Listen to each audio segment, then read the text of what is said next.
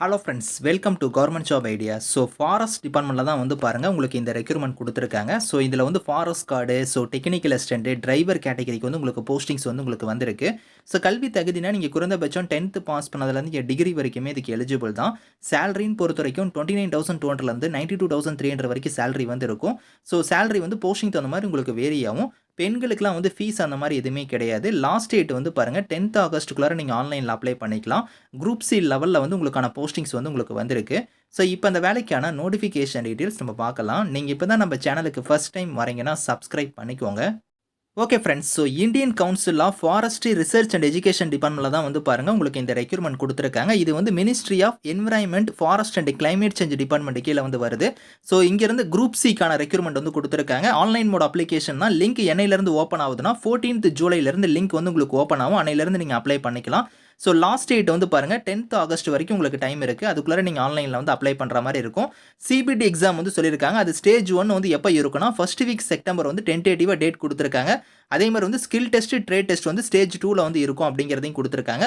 மொத்தமாக வந்து ஒரு 3 விதமான டைப்பில் உங்களுக்கு போஸ்டிங்ஸுமே வந்து உங்களுக்கு வந்திருக்கு. ஸோ டெக்னிக்கல் அசிஸ்டன்ட் கேட்டகரி, அதுக்கப்புறம் ஃபாரஸ்ட் கார்டுங்கிற கேட்டகரி, அதுக்கப்புறம் டிரைவர் கேட்டகரிக்கு வந்து போஸ்டிங்ஸ் வந்திருக்கு. டெக்னிக்கல் அசிஸ்டன்ட்டுக்கு வந்து பே லெவல் 5 படி சேலரி வந்து இருக்கும். ஃபாரஸ்ட் கார்டுக்கும் டிரைவருக்கும் பே லெவல் 2 படி உங்களுக்கான சேலரி வந்து இருக்கும்.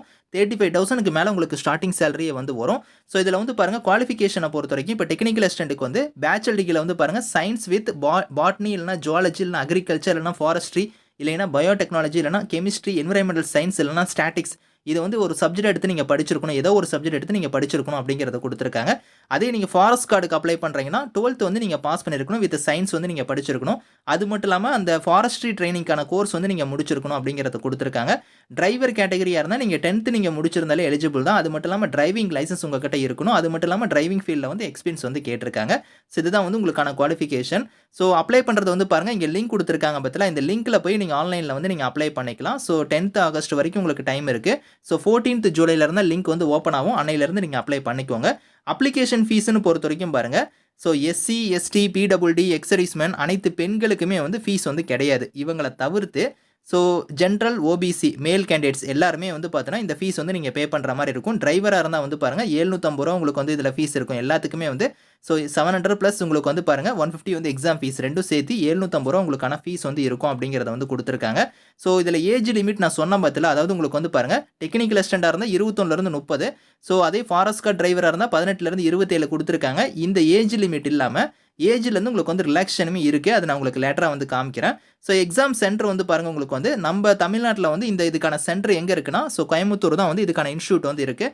ஸோ உங்களுக்கு அங்கே தான் வந்து போஸ்டிங்ஸுமே வந்து இருக்கும் மேக்ஸிமம். ஏன்னா வந்து பாருங்கள் இந்த ஐசிஎஃப்ஆரியோட இன்ஸ்டியூட் எங்கெங்கே இருக்கோ அங்கே தான் உங்களுக்கான பிளேஸ் ஆஃப் போஸ்டிங் வந்து போடுவாங்க. உங்களுக்கு மேக்ஸிமம் வந்து பார்த்தீங்கன்னா கோயம்புத்தூரில் வந்து உங்களுக்கு வந்து இருக்கலாம்.